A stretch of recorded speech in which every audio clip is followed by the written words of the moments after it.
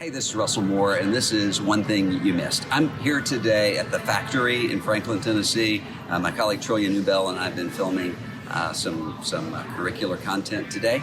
And one thing that I think that we might have missed this week is an incident that happened Sunday at McLean Bible Church when my friend David Platt, who's pastor there, had a time of prayer for the president who showed up in the service. Now, most people know about that incident. People have been talking about that really in Christian circles and non-Christian circles. I think, though, what we might have missed is what the larger conversation is.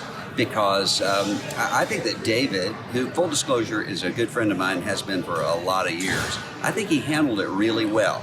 And the reason I think so is because he explained why it is that Christians believe that it's pleasing to God to pray for kings and all those who are in authority.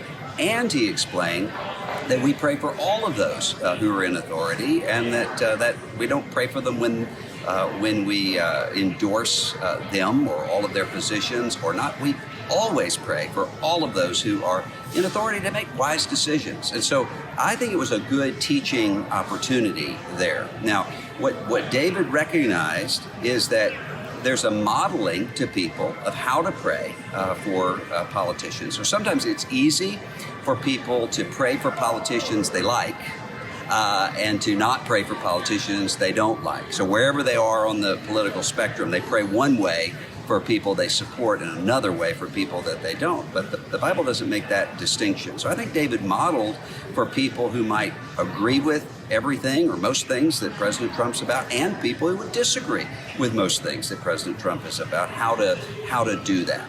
I think the other part of it is that really, it doesn't matter where you are, you're going to have this situation because you're always going to have people in your community who are elected officials who might want to be prayed for. And I've seen churches handle this in different ways. So some congregations will do what David did, model for people what it is to, if somebody asks for prayer, pray for them publicly. Other congregations would say, hey, we'll pray with you privately, but we don't really want this to be potentially misused by somebody who wants to be prayed for just for a campaign event. I'm not saying that's what happened this time, but sometimes it could happen.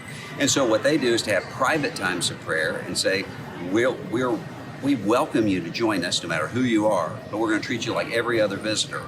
Why? Because James 2 says you don't have a special place for somebody with a lot of power and a place in the back for somebody who is poor and anonymous.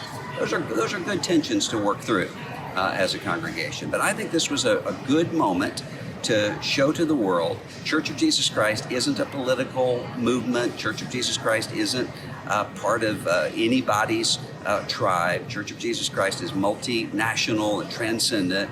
And the Church of Jesus Christ is called to pray for and to ask for wisdom and discernment for all of our leaders.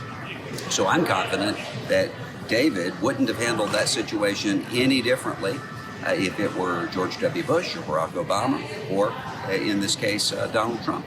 I think that's a good thing. And so whatever you think about that particular episode, maybe it's a good opportunity to pray for your mayor, for your police chief, for your governor, and for the President of the United States.